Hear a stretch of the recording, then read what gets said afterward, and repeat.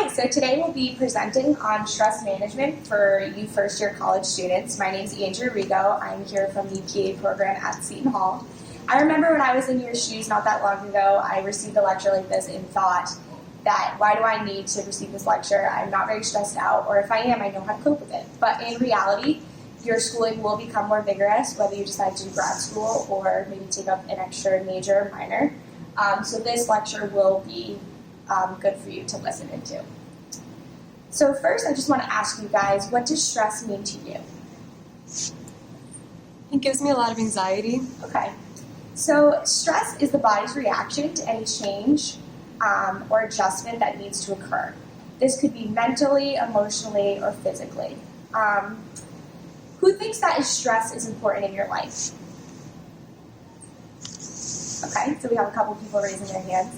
The truth is that without stress, life would be extremely boring. It is proven that stress actually motivates us and also allows us to increase our performance in tasks. But the importance is you have to find that healthy balance. So if we are able to handle stress or cope with it, it can actually have significant effects on our body. For example, you can see here that when we are stressed, we're not able to concentrate as well. So when you're taking an exam and you are stressed, you may not be able to find that answer that you previously remembered. In addition, our heart can have some major side effects as well. We could get hypertension, which is like a high blood pressure. We can also have an increased heart rate that would be above normal, and we can also have high cholesterol. And if this proceeds without any coping mechanisms, it can actually lead to a heart attack. Also, our stomach gets upset, which we know when we're stressed out, we're not able to eat, and that can also decrease your appetite, and also you can get weight change from it as well. In addition, your immune system actually suppresses, and this causes you to actually be sick more often than you normally would, which could also cause you to miss an exam and cause further stress. Couple last ones are joint pain, and also your bone density decreases from stress as well, and your fertility can actually decrease. So what causes stress? So when you think about taking an exam, whether it's a piece of paper, ink, or it's on a computer like we do at Seton Hall for the PA program, the actual piece of paper and questions and ink aren't the actual things that stress us out. It's the perception of what it means to us. So for example, if you're taking that exam, that test is going to stress you out because maybe you're in between an A and B or a pass or fail in the class, so that could be stressful. In addition, your parents might want to know what grade you get in the test. That could also be stressful, trying to live up to expectations that maybe you feel like you can't meet. And in addition, with college, we know how expensive it is, so this test could mean pass or fail, and when you're paying $20,000 for a semester, that could also produce a lot of anxiety as well. So the truth is that with stress, we are our own worst enemy, and if we can control our perception and use coping mechanisms that can help us, we will be able to control the stresses in our life, specifically with test taking. So our goal here is to provide you with some tips and tricks that can help you effectively cope with stress, specifically in testing environments. Though this is a lecture about testing anxiety, these type of coping mechanisms you can carry through life and everything else that will allow you to be able to cope, because even after school you will still have stresses in your life. So next we'll be talking about the 4 types of stresses, so Sean's going to come up and tell you about that. Thank you, Andrea, for giving us a little bit of background about stress in general. So my name is Sean. I'm also one of the PA students from Seton Hall, and I'm going to be talking about specific types of stress. So the 4 types of stressors that we usually talk about, that we deal with, are first intrapersonal. So this is internal stress, anxiety, nervousness, no matter what it might be. Then you have interpersonal, so these are stresses that can be between you and your colleagues, you and your family, you and your friends, things between you and other people.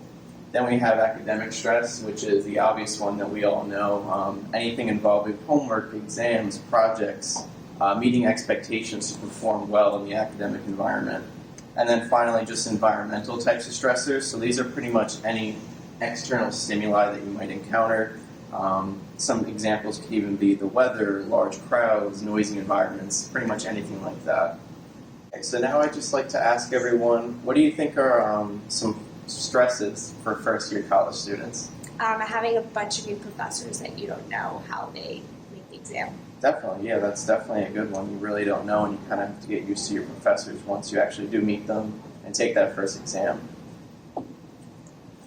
So now we can talk about some more of the ones that I came up with. So a big one that we figured was transition. It's definitely a big transitional jump going from high school to college. You know, it seems like a really big deal.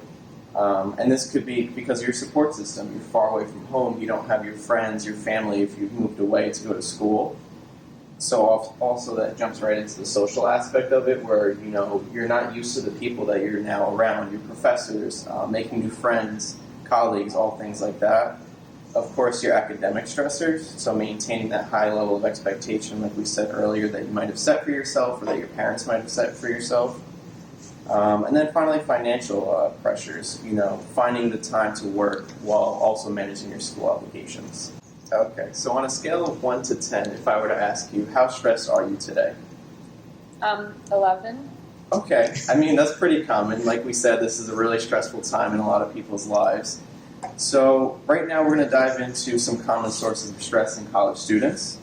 So a big one is changing sleeping habits. So I mean, I know most of you, just like us, probably aren't getting a lot of sleep when you think about school. You know, you're staying up late at night to finish those projects, but we really recommend that you achieve a good 7 to 8 hours of restorative sleep in order to feel regenerated the next day.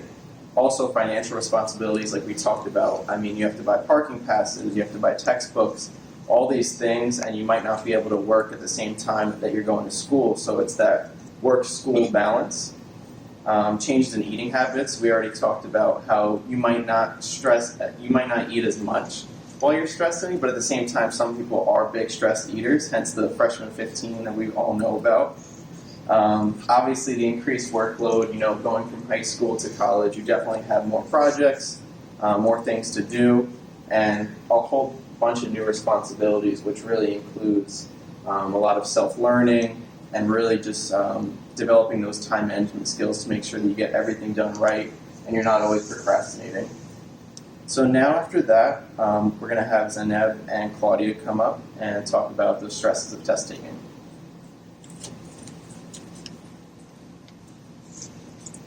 Hi, so we're going to be talking about the stress of test taking. I don't know about you guys, but personally, I have been in your shoes where you're sitting in the middle of an exam and your brain just doesn't work.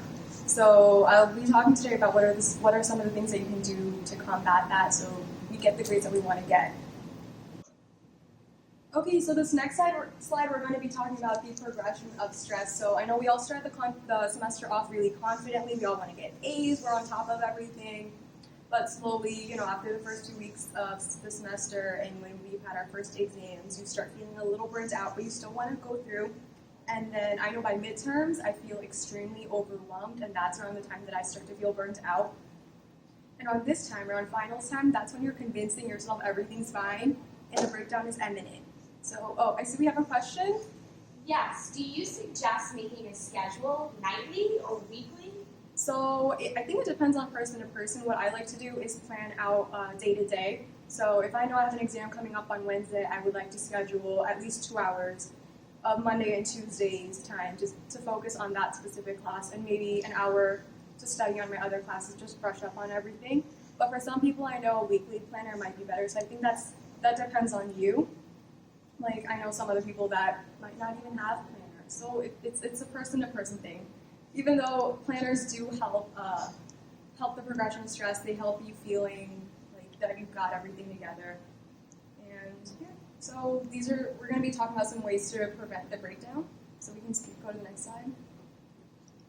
Okay, so here we're going to be talking about mindfulness, and basically mindfulness is just being aware of each and every moment and being present in the moment. So when you're in class, you should be really focused on that class and what your professor's trying to teach you. You should not be on Amazon purchasing things.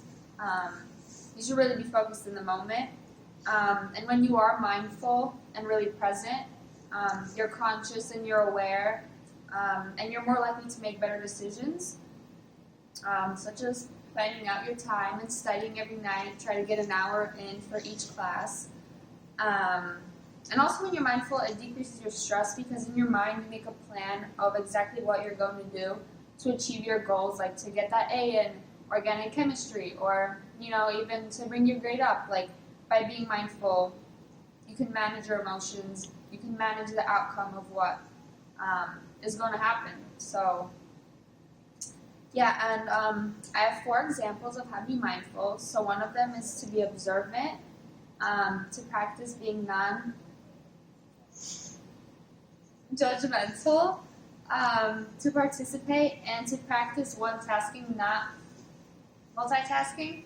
So we're going to get to that, but just to finish off, you really should be focusing in on one task. Like I know for me, when I sit down at my desk, I need to have my book open, like for physiology. I need my book open for physio. I need my laptop. I need my headphones to quiet everything out. And I'm just focusing in on physio. I can't have other things out on my desk because that'll get me distracted, and then I won't be able to do anything. So now we're going to move on to square breathing, which you can see right here. So this is something we learned at the very beginning of PA school, and I wish I knew about it when I was in undergrad. Whenever you feel like the doom is coming over you and like you can't breathe and you're sweating and you feel really anxious and you just want to rip your hair out, this really helps. It's even used by athletes, it's used by Navy SEALs, and obviously PA students because we're really stressed. It can heighten your performance and concentration and produce a feeling of just calmness. So basically what you do is you breathe in for 4. So you go 1, 2, 3, 4. You hold it for 4. You breathe out for 4, and then you hold it in for 4. So you're going in like a square pattern: 4, 4, 4, and 4. And you just keep doing this. I think we were told for about 60 to 90 seconds. That's optimal. You can do it for less time, but I know that's optimal. That will really bring down your breathing and your heart rate, and it'll give you a soothing feeling. So now we're going to move on to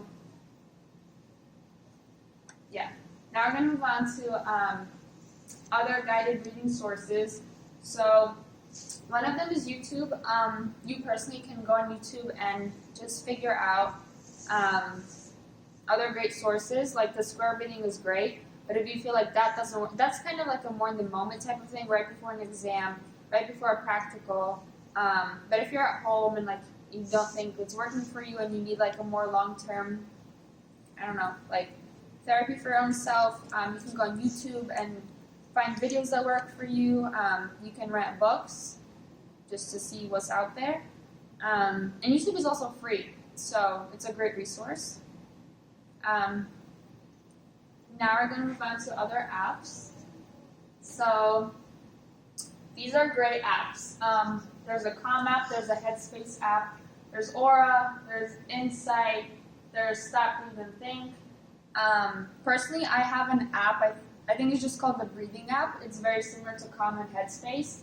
And it's kind of like the square breathing, but it's an app, and it's like there's a ball on the screen, and you follow the ball as it comes in and as it goes out. So your breathing goes along with what the ball is doing.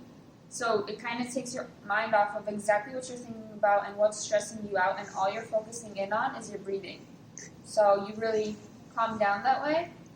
And then, most of these apps are free. Don't spend your money. The good ones are free too. And that's just a dog. So now we're going to move on to journaling.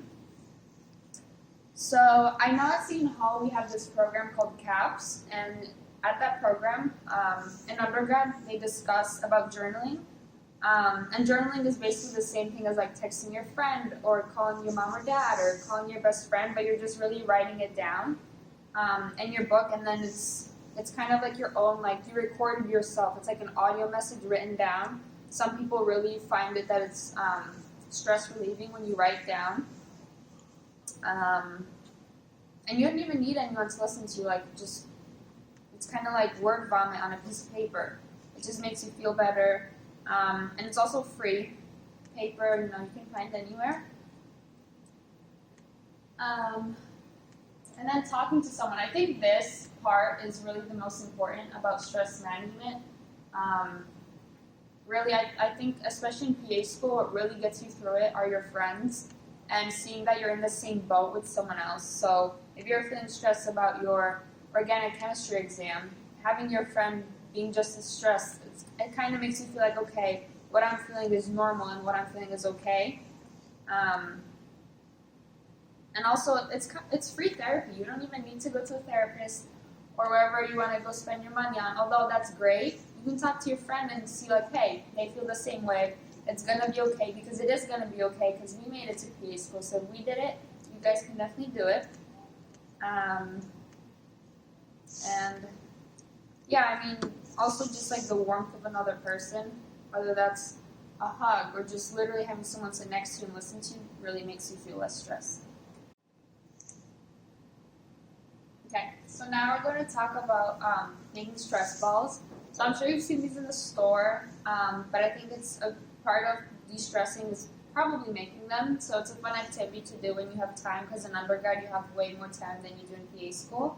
So we have balloons for you guys. So you're going to take a balloon, you're going to stretch it out, and then you're going to have a funnel.